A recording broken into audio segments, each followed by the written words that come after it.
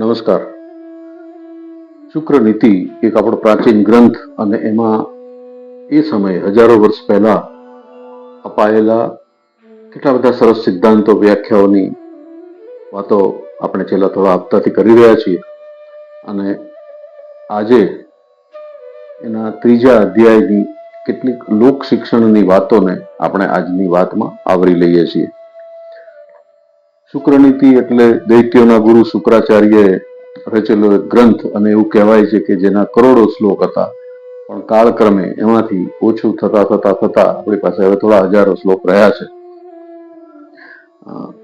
ત્રીજો અધ્યાય, પહેલા બે અધ્યાયમાં રાજાના લક્ષણ, રાજાની વ્યવસ્થાની વ્યાખ્યાઓ, જુદા જુદા હોદ્દાઓ, મંત્રીઓ, સભ્યો, ઘણી બધી વ્યાખ્યાઓ આપણે જોઈ. ત્રીજા અધ્યાયમાં હવે શુક્રાચાર્ય વાત કરે છે લોક શિક્ષણની. કારણ કે માત્ર રાજા કેવો હોવો જોઈએ જરૂર નથી, પણ પ્રજામાં પણ અમુક લક્ષણો એવા હોવા જોઈએ કે જે એ રાજા ને લાયક બને. એક સારા રાજાને લાયક એક પ્રજા હોવી જોઈએ અને એક સારી પ્રજાને લાયક એક રાજા પણ હોવો જોઈએ. તો આ સિદ્ધાંતને ધ્યાનમાં રાખીને, આ વાતને પાયામાં રાખીને શુક્રાચાર્યજી ત્રીજા અધ્યાયમાં લોક શિક્ષણના પાઠો આપે છે. લોક શિક્ષણની વાતોમાં બહુ સરસ શરૂઆતમાં એક પાયાનો સિદ્ધાંત, મૂળ વાત રજૂ કરે છે, જે એ પછી આપણે ઘણા બધા ગ્રંથોમાં પણ, દર્શન શાસ્ત્રોમાં પણ વાંચી છે. એમાં એ લખે છે કે અથ સાધારણમ નીતિશાસ્ત્રમ સર્વેષુ ચોચ્યમ. એટલે એક એવી સામાન્ય નીતિ છે કે પ્રાણી માત્ર માણસ નહીં, સજીવ માત્ર, પ્રાણી માત્ર એના જીવનમાં જે કોઈ કાર્ય કે પ્રવૃત્તિ કરે છે એ આત્મ સુખ માટે કરે છે. આ સાયકોલોજીની દ્રષ્ટિએ પણ બહુ પાયાનો સિદ્ધાંત છે કે જેમાં આત્મસંતુષ્ટિ મળે, જેમાં સુખનો અનુભવ થાય, જેમાં આનંદનો અનુભવ થાય, જેમાં સંતોષનો અનુભવ થાય, એ અનુભવ જ કાર્ય કરવા માટેનું પ્રેરણા બળ છે. તો આ વાતની શરૂઆત કરીને ત્રીજા અધ્યાયની શરૂઆત કરે છે શુક્રાચાર્યજી, અને એ પછી એમાં આગળ એ લખે છે કે સારા સમયમાં એટલે આપણો જીવનનો જ્યારે સારો સમય હોય, સુકાળ એવો શબ્દ એમાં વાપર્યો છે. સારો સમય હોય ત્યારે માણસે કેવી રીતે વર્તવું જોઈએ એનો એક બહુ સરસ શ્લોક અહીંયા આપે છે. કાલે હિતમ મિતમ બ્રુયાદ દ્વિસંવાદી પેશલમ. તો એ જે પહેલા અધ્યાયનો 9મો શ્લોક છે, એમાં બહુ સરસ લખ્યું છે કે જ્યારે તમારો સારો સમય ચાલતો હોય ત્યારે નિરઅહંકારી બનીને તમારે પહેલા તો વાત કરવી જોઈએ, અને બીજી વ્યક્તિ સાથે વાત કરતા પહેલા, કોઈ સમૂહ સાથે વાત કરતા પહેલા તમારે જાત સાથે પહેલા વાત કરવી જોઈએ. અને જાતની સાથેની વાતચીત દરમિયાન તમારે જોવું જોઈએ કે તમે અહંકાર ઓછો કરી શક્યા છો કે નહીં. પછી આગળ બોડી લેંગ્વેજની વાત આવે છે, જે બિહેવિયર સાયન્સ અત્યારે આપણે પ્રશિક્ષણમાં લોકોને શીખવી રહ્યા છીએ. કોર્પોરેટ્સમાં બિહેવિયર સાયન્સની ટ્રેનિંગ આપવામાં આવે છે.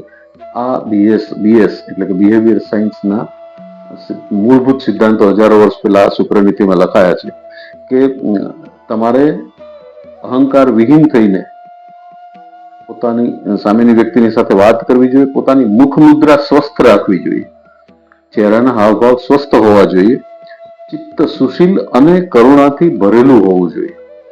સુશીલ એટલે સદગુણોનો સમૂહ, સારું ચારિત્ર્ય. કારણ કે આપણી અંદર જે છે એ જ આપણા ચહેરા ઉપર રિફ્લેક્ટ થતું હોય છે. તો આ સુશીલ ચહેરો અને સાથે કરુણા, ચહેરા ઉપર કરુણા હોવી જોઈએ. આ બે વ્યક્તિઓ જ્યારે, આ બે વસ્તુઓ, આ બે લક્ષણો જ્યારે આપણા ચહેરા પર પ્રતિબિંબિત થાય છે ત્યારે સ્વાભાવિક જ આપણા ચહેરાની ઓરા એટલે કે આપણા ચહેરાની આભા કંઈક ઓર હોય છે. એ પછી એમણે આગળ લખ્યું છે કે સારો સમય ચાલતો હોય ત્યારે આ બધી વસ્તુ તો છે જ, પણ બહુ બોલવું જોઈએ નહીં. ઓછા શબ્દોમાં વધુ અર્થ નીકળે એવું સંકલન કરવું જોઈએ. એવી સરસ વાત એમણે એમાં લખી છે કે સુસંગત પણ બોલવું જોઈએ, મધુર મીઠી વાણી પણ બોલવી જોઈએ. સુસંગત એટલે જે વિષયની આપ વાત કરી રહ્યા છો એ જ વિષયને અનુરૂપ ચર્ચા થવી જોઈએ, એ જ વિષયને અનુરૂપ શબ્દો પણ આવવા જોઈએ. એ પછી સારો સમય હોય ત્યારે શું કરવું, કે સારા સમયના સારા ફળ જે છે એ એકલા એનો ઉપભોગ ન કરવો જોઈએ. એ સુખનો સારો સમય સૌને સાથે રાખીને વિતાવવો જોઈએ. અને કોઈની ઉપર અતિશય વિશ્વાસ નહીં કરવાનો. સારો સમય હોય, આ જે શિખામણ છે, આ જે સલાહ છે, એ તો આમે આપણા માટે સારો કે ખરાબ કોઈ પણ સમયમાં કામ લાગે એવી છે કે કોઈના પર અતિશય વિશ્વાસ પણ ન કરવો અને કોઈના પર અતિશય શંકા પણ ન કરવી. તો આવી સરસ વાતથી અધ્યાયની શરૂઆત કરે છે. પછીમાં આગળ લખે છે, બિહેવિયર સાયન્સનો જે હિસ્સો છે, પછીમાં આગળ લખે છે કે ક્યારેય તે પોતાની શત્રુતા વિશે કોઈની સાથે વાત ન કરો. ઘણા લોકો વાતચીતમાં પોતાના દુશ્મનો ગણાવતા હોય છે, પણ એ કોઈ ગૌરવનો વિષય નથી. તો ક્યારેય કોઈની સાથે પોતાની શત્રુતાની વાત ન કરો. બીજી કઈ વાત ન કરો, પોતાના સ્વામીએ, અહીં બોસ પણ કહી શકાય અથવા અહીં પોતાના ઘરના વડીલ ને પણ ગોઠવી શકાય, એમણે કરેલું તમારું અપમાન ક્યારેય કોઈની સાથે ચર્ચામાં ન લાવો. આ બહુ મહત્વની વાત છે. અને આ જ વસ્તુઓથી આપણું પર્સોનિફિકેશન એટલે કે આપણી પર્સનાલિટી, આપણું વ્યક્તિત્વ ઘડાતું હોય છે. તો પોતાની શત્રુતા વિશે વાત ન કરો, પોતાના ક્યારેક થયેલા અપમાન વિશે સૌની સાથે વાત ન કરો, અને કોઈએ અવિરત અને અત્યંત સ્નેહ પાત્ર તમને ગણ્યા હોય એ વાત પણ બધાની સાથે ન કરો. તો પ્રેમ અને ધિક્કાર એ જાહેર સભાનો વિષય નથી એવું શુક્રાચાર્યજી અહીં નોંધે છે. એ સિવાય વિષય ભોગ, ઉપભોગ, આસક્તિ એ બધાથી બચો એ પ્રકારના ઉપદેશો પણ આગળ એમાં આવે છે. કોણે એકલા ન રહેવું જોઈએ, બાળક, સ્ત્રી, વૃદ્ધ, આ પ્રકારના લોકોએ ક્યારેય એકલા ન રહેવું જોઈએ એવી એક શિખામણ, એવી એક સલાહ પણ અહીંયા આવી છે. પછી રિલેશનશિપ, જેની અત્યારે આપણે અહીંયા ઘણી બધી વાતો આજના સમયમાં પ્રશિક્ષક લોકો કરતા હોય છે. રિલેશનશિપ મેનેજમેન્ટ એવો એક આખો વિષય, સંબંધોનું શાસ્ત્ર નામનો વિષય પણ એક ચર્ચાતો હોય છે. એના બહુ પાયાના સિદ્ધાંતો અહીં એમણે કહ્યા છે કે કેવો પતિ હોય તો સ્ત્રી પતિથી વિમુખ થઈ જાય છે. અહીં રિલેશનશિપની વાત છે.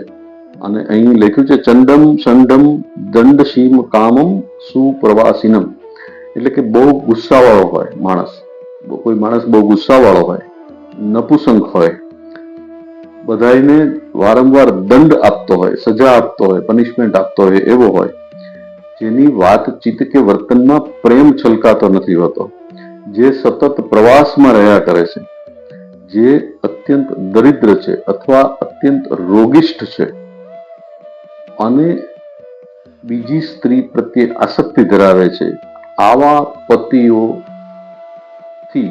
સ્ત્રી વિમુખ થઈ જાય છે. તો રિલેશનશિપના પાયાના સિદ્ધાંત અહીંયા શુક્રાચાર્યએ કર્યા છે. અને એની સાથે સાથે ગૃહસ્થ ધર્મ પણ લખ્યો છે કે વ્યવહાર નીતિમાં શું યોગ્ય ગણાય. તો વસ્ત્રાન્ન ભૂષણમ પ્રેમમ એ એક એવો 19 નંબરનો જે શ્લોક છે, એમાં એમણે સરસ ગૃહસ્થ ધર્મની વાત કરી છે કે ગૃહસ્થએ યથાશક્તિ પોતાની શક્તિ પ્રમાણે વસ્ત્ર, અન્ન, આભૂષણ, પ્રેમ અને સારી વાણી આવા વ્યવહારમાં લાવી, આટલી વસ્તુઓ વ્યવહારમાં લાવીને પોતાના સ્ત્રી અને સંતાનોને પોતાની નજીક રાખવા જોઈએ.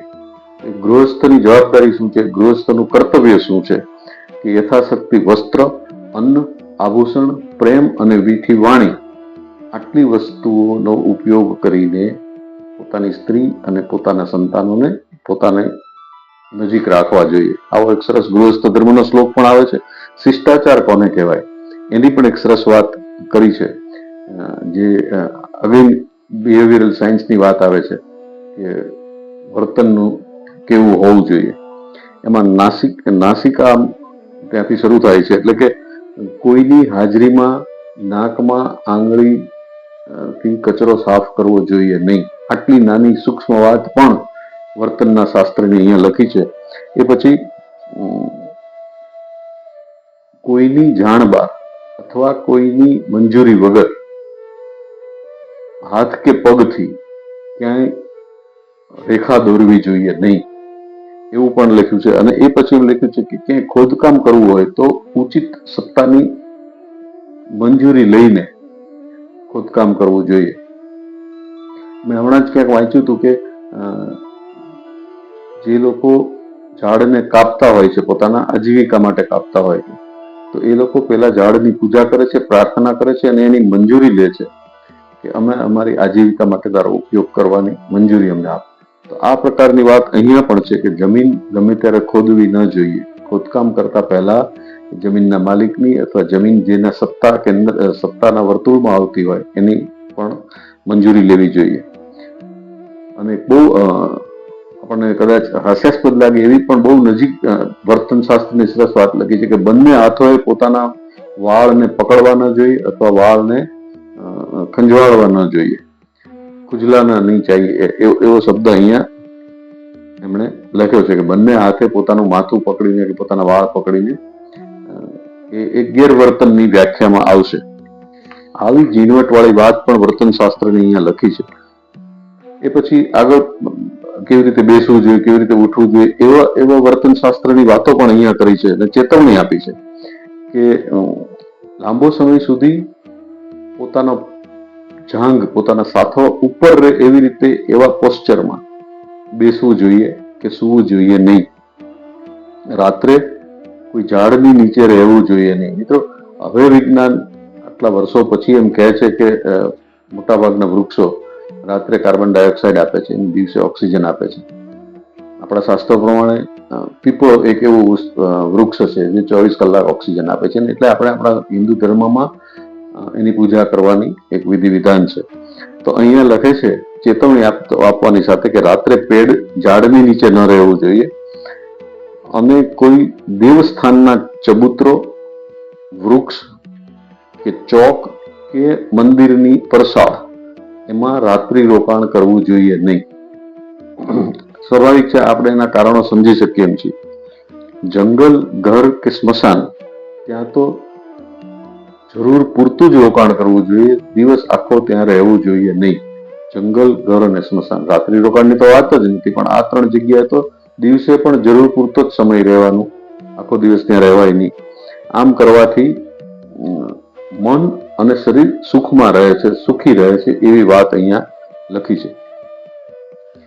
વર્તનશાસ્ત્રમાં આગળ આંખની સંભાળ માટેનો પણ એક સરસ શ્લોક છે. 3જા અધ્યાયનો 23મો શ્લોક એમ કહે છે કે કોઈ પણ પ્રકારે સૂર્યની સામે લાંબો સમય જોવું નહીં અને લાંબો સમય માથા પર વજન ઉપાડી રાખવું નહીં.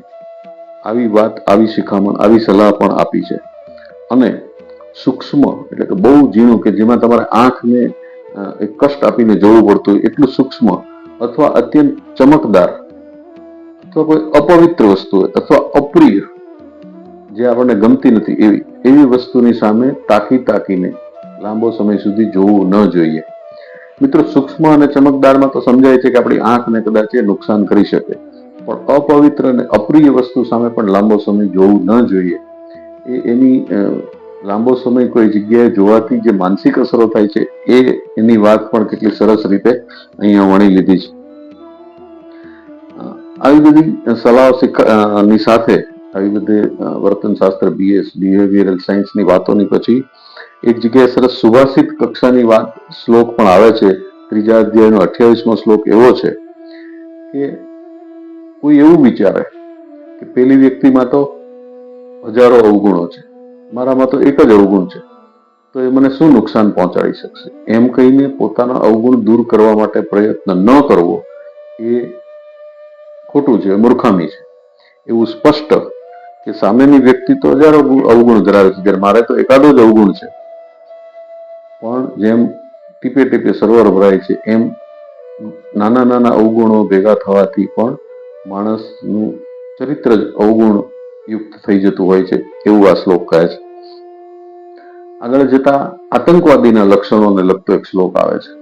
3જા અધ્યાયનો 30મો શ્લોક છે. એમાં વર્ણન કર્યું છે આતંકવાદી કોને કહેવાય, આતતાયી કોને કહેવાય. આતતાયીની વાત ભગવદ્ ગીતામાં પણ છે. તો અહીંયા આતતાયીની વ્યાખ્યા એવી આપી છે કે આગ લગાડવા વાળા, જે લોકો આગ લગાડે છે, ઝેર આપવા વાળા, શસ્ત્રથી ઉન્મત્ત થઈને કોઈની પર હુમલો કરવા વાળા, ધન લૂંટવા વાળા, ખેતી ખેત પેદાશો અને સ્ત્રીને લૂંટવાવાળા આ 6 પ્રકારના વ્યક્તિઓને આતંકવાદી સમજવા. આવો પણ એક શ્લોક. અને આ બધું વાંચીએ છીએ ત્યારે આપણા મનમાં તો એ વસ્તુ ધ્યાનમાં રાખવાની જ છે કે આ દૈત્યોના ગુરુ આ વાત કરે છે. તો કેટલી બધી વિચારશીલ વાતો એક અસંસ્કૃત પ્રજાને સંસ્કૃત બનાવવા માટે કેટલી બધી મહેનત વાળી વાત આ શુક્રનીતિ લઈને આવે છે. અને અગાઉ મેં કહ્યું આ અધ્યાયમાં લોક શિક્ષણનું કામ વધારે છે. તો લોક શિક્ષણની વધુ એક બે વાત સાથે આપણે આજનો અંક પૂરો કરીએ. એક શ્લોકમાં અહીં લખ્યું છે કે બાળક, સ્ત્રી, રોગ, પશુ, નોકર, ધન, વિદ્યાભ્યાસ અને સજ્જન માણસોની સેવા, આટલા કામોમાં ક્ષણભર માટે પણ ઉપેક્ષા કરવી જોઈએ નહીં. આ હંમેશા યાદ રાખવું જોઈએ. બાળક, સ્ત્રી, રોગ, પશુ, નોકર, ધન, વિદ્યાભ્યાસ અને સજ્જન માણસોની સેવા, આમાં જરા પણ આળસ કરવી નહીં. આવું એક લોક શિક્ષણને લગતો શ્લોક પણ અહીં આવે છે. પછી કેવી જગ્યાએ ન રહેવું જોઈએ, કેવા રાજ્યમાં ન રહેવું જોઈએ, એની પણ એક સરસ 33 અને 34 નંબરના શ્લોકમાં વાત કરી છે કે જ્યાં રાજા બુદ્ધિહીન હોય, જે પ્રદેશનો રાજા બુદ્ધિહીન હોય, રાજ્યસભા એટલે કે જે સમિતિ છે, કાર્યકારી સમિતિ, મંત્રીમંડળ એવું કહી શકાય, એના સભ્યો પક્ષપાતી હોય એટલે કે તટસ્થ નથી, ત્યાંના પંડિતો સદાચારહીન હોય એટલે કે વ્યભિચારમાં, દુરાચારમાં ડૂબેલા હોય, જ્યાંના સાક્ષીઓ ખોટા હોય, જ્યાં દુષ્ટ લોકોનું પ્રાધાન્ય હોય, બહુમતી હોય, બાહુલતા હોય, ત્યાં રહેવાથી ધન, સન્માન, ઘર અને જીવનની રક્ષા થતી નથી. આવો સરસ એક શ્લોક પણ અહીંયા છે. એટલે જે પ્રદેશમાં આજીવિકા માટે રહેવા જવાનું થાય ત્યાં આ પેરામીટર્સ, આ લક્ષણો ચકાસી લેવા જોઈએ.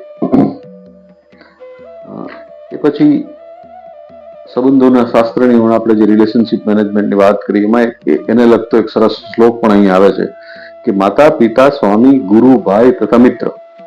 માતા, પિતા, સ્વામી. સ્વામી અહીંયા કુટુંબના વડીલ પણ ગણી શકાય અને સંસ્થામાં બોસની વાત પણ કરી શકાય. માતા, પિતા, સ્વામી, ગુરુ, ભાઈ, પુત્ર તથા મિત્ર. પુત્ર અહીંયા સંતાન, પુત્ર કે પુત્રી બંને લઈ શકાય.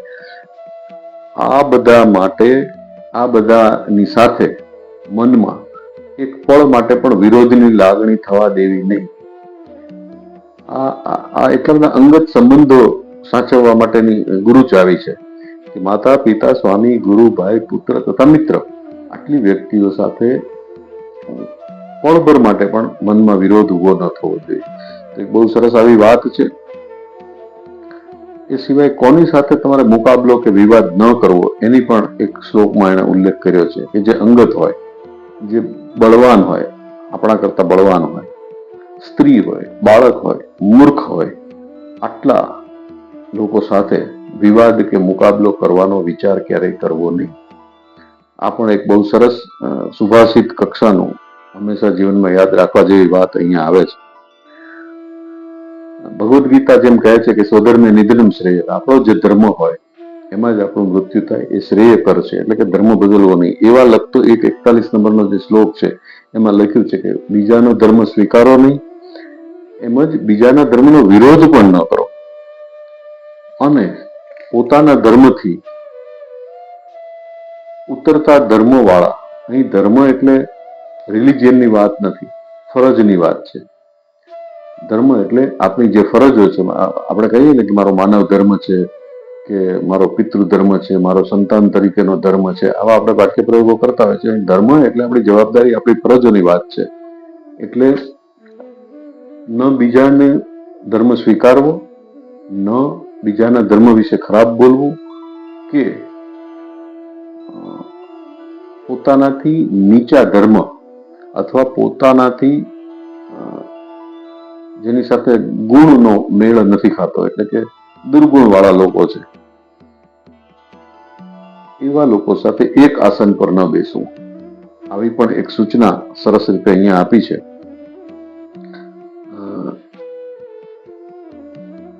ખરીદી, વિક્રય, વ્યાપારને લગતી એક વાતનો પણ એક સરસ શ્લોક આપણે લઈ લઈએ તો એમાં એવું લખ્યું છે કે કોઈ વસ્તુ ખરીદવા કે વેચવા માટે અત્યંત આગ્રહ ક્યારેય કરવો નહીં.